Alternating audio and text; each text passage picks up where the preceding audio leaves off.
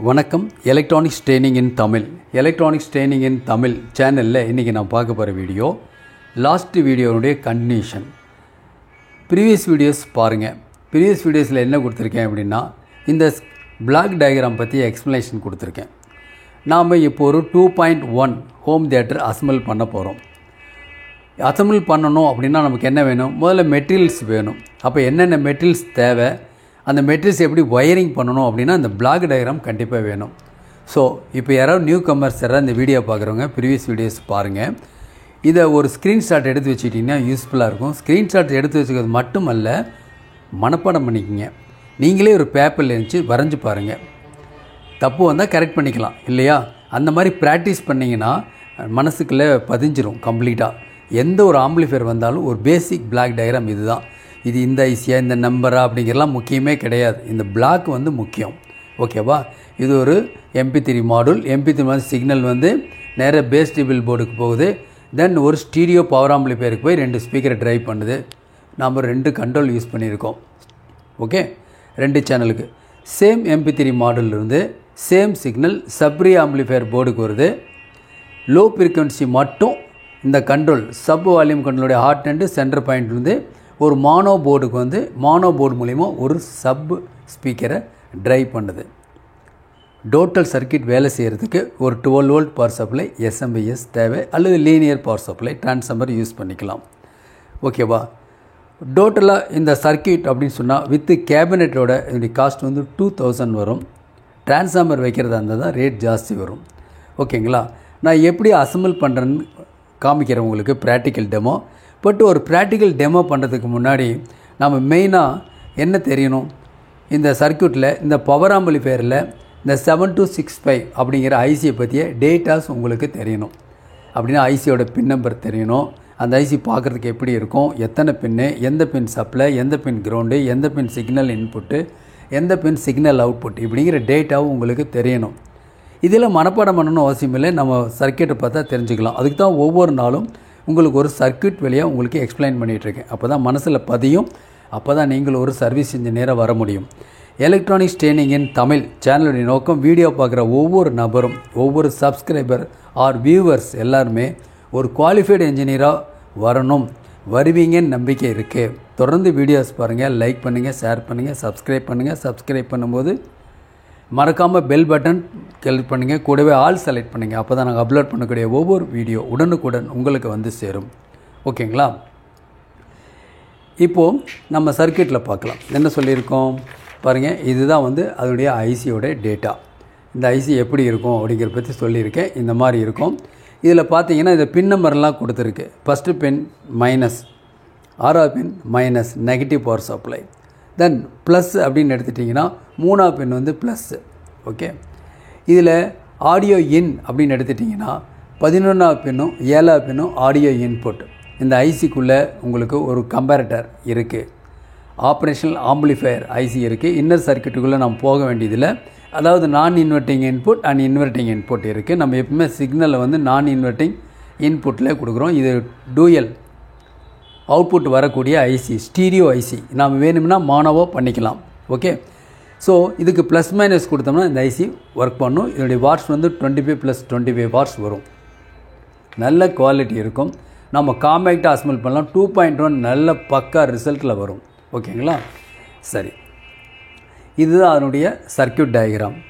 இந்த சர்க்கியூட் எல்லாமே இது ஐசி. நான் சொன்னேன் இல்லையா, இதில் 2 ஆப் ஆம் இருக்கும், ஆப்ரேஷனல் ஆம்பிளிஃபையர் இருக்கும் அப்படின்னு சொல்லியிருக்கேன்.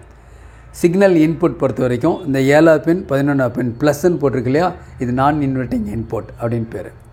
சரி, அவுட்புட் வந்து பின் நம்பர் 4 அண்ட் பின் நம்பர் 2 இதுதான் output speaker to common ground கொடுத்துருக்கு. இந்த சர்க்கியூட்டில் பவர் சப்ளை 3ஆவது பின் பவர் சப்ளை. இந்த 3ஆவது பின் தேவையான பவர் சப்ளை வந்து பாருங்கள், இந்த இடத்துல பவர் சப்ளை கொடுத்துட்டோம்னா வந்துடும். இதில் என்ன பண்ணியிருக்காங்க, 5ஆவது பின்னுக்கு பேர் வந்து மியூட் அல்லது ஸ்டாண்ட் பை அப்படின்னா, அதாவது தேவைப்படும் போது ஆன் பண்ணி அவுட்புட் வர வைக்கலாம், இல்லைன்னா கட் பண்ணிடலாம். மியூட்டுன்னு சொன்னாலும் சரி, ஸ்டாண்ட் பைன்னு சொன்னாலும் சரி. இதில் ஒரு டிரான்சிஸ்டர் கொடுத்துருக்கு. இந்த டிரான்சிஸ்டருடைய எமிட்டர் வந்து இப்போ மீட்டு சுவிட்சுன்னு போட்டிருக்கு இல்லையா, கிரவுண்ட்னே வச்சுக்கோமே, டைரெக்டாக கிரவுண்டில் இருக்கிறதா வச்சுக்கோமே. என்ன நடக்கும் அப்படின்னா, சப்ளை வோல்ட்டு இங்கே வந்து நேராக 5ஆவது பின்னுக்கு போகுமா, இல்லை டிரான்சிஸ்டர் வழியாக கிரவுண்ட் ஆகுமா? டிரான்சிஸ்டர் வழியாக கிரவுண்ட் ஆகணும்னா ஏற்கனவே டிரான்சிஸ்டர் பற்றி நான் சொல்லியிருக்கேன். இது ஒரு என்பிஎன் டிரான்சிஸ்டர். இந்த என்பிஎன் டிரான்சிஸ்டர் பேஸுக்கு proper bias nearly 0.5 or 0.7 volt கிடச்சிச்சின்னா அல்லது லோ வோல்டேஜ் கிடைச்சாவே இந்த டிரான்சிஸ்டர் ஆன் ஆயிரும். ஆன் ஆயிரும்னா என்ன ஆகும் அப்படின்னா இந்த கலெக்டர் எமிட்டர் லோ ரெசிஸ்டன்ஸாக மாறிடும். அதாவது கலெக்டர் எமிட்டர் ஹை ரெசிஸ்டன்ஸாக இருந்துச்சு, ஹை ரெசிஸ்டன்ஸாக தான் இருக்கும். ஆனால் பேஸுக்கு சஃபிஷியன்ட் வோல்ட் கிடைச்சோடனே அது 0 ரெசிஸ்டன்ஸாவோ லோ ரெசிஸ்டன்ஸாவோ மாறும். மாறும் பொழுது என்ன ஆகும் அப்படின்னா 5 பின்னுக்கு போன சப்ளை வோல்ட்டு நேராக கிரவுண்ட் ஆயிரும். அப்போ 5 பின்னுக்கு போகாது. அப்படின்னா பேஸுக்கு வர்ற வோல்ட் கிடைக்கிறத பொறுத்து, பேஸுக்கு வோல்ட் வந்தால் இந்த பின் நம்பர் 5 0, பேஸுக்கு வோல்ட் வரலினா இந்த ரெசிஸ்டன்ஸ் விலே ட்ராப் ஆகிற வோல்ட் இங்கே வந்துடும். ஓகேவா? அப்போது இதுதான் அந்த சர்க்யூட்டில் இருக்குது. தேவைப்பட்டால் யூஸ் பண்ணிக்கலாம். ஸோ அதுக்கு என்ன பண்ணியிருக்காங்க, இந்த மாதிரி சுவிட்சு பேஸ் வோல்ட் கிடைக்கிற மாதிரி சுவிட்சு வைக்கலாம்.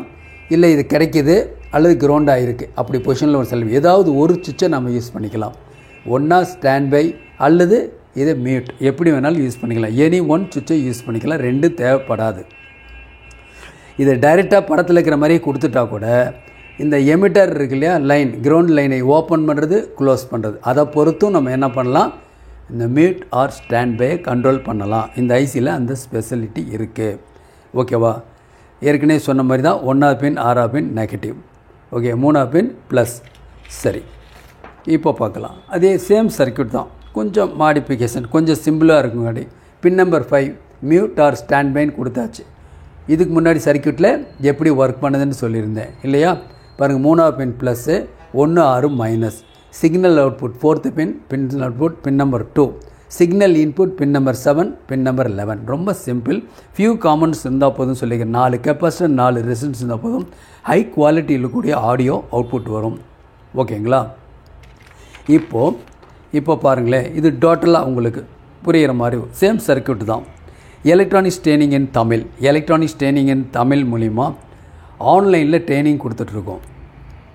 ஒரு தொழில் ஒன்றை கற்று வச்சுக்குங்க. ஒரு தொழில் தான் உங்களுடைய எதிர்பார்ப்புகளை எல்லாத்தையும் பூர்த்தி செய்யும். ஓகேங்களா? இன்றைக்கி இருக்கிற சூழ்நிலையில் எலக்ட்ரானிக்ஸ் பெஸ்ட்டு வே. பொதுவாகவே எல்லோருக்குமே எலக்ட்ரானிக்ஸ்னால் ரொம்ப இன்ட்ரெஸ்ட் இருக்கும். அது மட்டும் பத்துமா, யாரோ ஒருத்தர் ஒரு டீச் பண்ணணும், சொல்லிக் கொடுக்கணும், புரிகிற மாதிரி இருக்கணும். எவ்வளோ கிரிட்டிக்கல் சப்ஜெக்டாக இருந்தாலும் சரி எலக்ட்ரானிக்கில் இந்த சேனல் மூலிமா பார்க்குறவங்க எல்லாருமே கெயின் ஆகணுங்கிறதுக்காக ரொம்ப சிம்பிளிஃபை பண்ணி தான் கிளாஸஸ் நடத்திட்டுருக்கோம். வெரி ஆவரேஜ் ஸ்டூடெண்ட்டு கூட சர்வீஸ் பண்ண முடியும் அப்படிங்கிறது தான் இந்த சேனலுடைய நோக்கம். ஓகேங்களா? ஸோ அதனால தான் ஒவ்வொரு நாளும் பிளாக் டயக்ராம், ஸ்கிமேட்டிக் டயக்ராம் இப்படி தான் கொடுத்துட்ருக்கோம். இந்த டயக்ராம்லாம் இருந்தால் தான் நீங்கள் சர்வீஸ் நல்லா பண்ண முடியும். போர்டு ரீப்ளேஸ் பண்ணுறதுனால நீங்கள் சர்வீஸ் பண்ண முடியாது. ஓகேங்களா? சரி, இப்போது நீங்கள் ஒரு ட்ரைனிங்க்கு வரணுன்னா என்ன, சிம்பிளாக ஆன்லைன் என்னுடைய வாட்ஸ்அப் நம்பருக்கு கால் பண்ணுங்கள். நான் உங்களுக்கு டீட்டெயில்ஸ் அனுப்புகிறேன். Basic electronics level 1, level 2, CRT TV training, LCD LED TV training இருக்குது. 5.1 home theatre assembling and troubleshooting, all SMPS, induction stove, UPS, inverter, emergency light. எந்த வகுப்பு வேணாலும் ஜாயின் பண்ணிக்கலாம். ஓகே, 30 நாள் ட்ரைனிங் ஆன்லைனில். நீங்கள் வீட்டில் இருந்த இடத்துல இருந்தே, நீங்கள் உலகத்தில் எந்த இடத்துல இருந்தாலும் சரி, ஏன்னா ஆன்லைன் ட்ரைனிங்குடைய ஸ்பெஷல் என்னென்னா இதுதான். ஓகேவா? கற்றுக்கொள்ள முடியும், நல்ல சர்வீஸ் இன்ஜினியராக மேலே வர முடியும். ஓகேங்களா? விருப்பம் உள்ளவங்க என்னுடைய வாட்ஸ்அப் நம்பருக்கு கால் பண்ணுங்கள். சேம் சர்க்யூட்டு தான் இதில் உங்களுக்கு அதே டீட்டெயில்ஸ் தான். இது சிக்னல் இன்புட், இங்கே இருக்க 2 இன்புட் கொடுத்துருக்கு. சிக்னல் அவுட்புட் வருது, 2 ஸ்பீக்கர். இது ஒரு நெட்வொர்க், ஃப்ரீக்வன்சி பேலன்ஸ் பண்ணுறதுக்காக ஒரு நெட்வொர்க் இருக்குது. பூஸ்டப் சர்க்யூட் இப்படியெல்லாம் உள்ளுக்குள்ளே இருக்குது. ஓகேங்களா? ரொம்ப சிம்பிளான சர்க்யூட். ஓகே, நல்ல குவாலிட்டி இருக்கும், பக்காவாக இருக்கும். ஓகே, இது என்ன, இது மானோ. ஏன்னா நம்ம 2.1 பண்ண போகிறோம். இப்போ பார்த்தீங்கன்னா ஒரு போர்டு மூலிமா ஸ்டீரியோ அவுட்புட்டு, ஒரு போர்டு மூலிமா மானோ அவுட்புட்டு. என்ன பண்ணியிருக்கோம், பின் நம்பர் 4, பின் நம்பர் 2 என்ன பண்ணியிருக்கோம், பிரிட்ஜ் பண்ணியிருக்கோம். சேம் 3ஆவது பின் சப்ளை, 1 6 கிரவுண்டு. சிக்னல் இன்புட் 7ஆவது பின் இருக்குது, இந்த இடத்துல இருக்குது 11ஆவது பின். நாம் என்ன பண்ணியிருக்கோம், இந்த பின் நம்பரை என்ன பண்ணிடுறோம், ஐசோலேட் பண்ணிடுறோம். ஒன்றா கிரவுண்ட் பண்ணிடுறோம், இல்லைன்னா கனெக்ஷன் கொடுக்காம விட்டுறோம். ஓகேவா? ஸ்பீக்கரோட ப்ளஸ்ஸு, இது ஸ்பீக்கரோட மைனஸ். ஒரு ஃபோட்டோ, ஒரு ஸ்க்ரீன்ஷாட் எடுத்து வச்சுக்கோங்க. இப்போது நம்ம இந்த பவர் ஆம்பிளிஃபையரில் வர ஐசி பற்றி எல்லா டீட்டெயிலும் பார்த்துட்டோம். எது ப்ளஸ் மைனஸ், சிக்னல் இன், சிக்னல் அவுட் எல்லாமே பார்த்துட்டோம் இல்லையா? இந்த மாதிரி ஒரு அவேர்னஸை ஃபஸ்ட்டு க்ரியேட் பண்ணி வச்சுக்கணும்.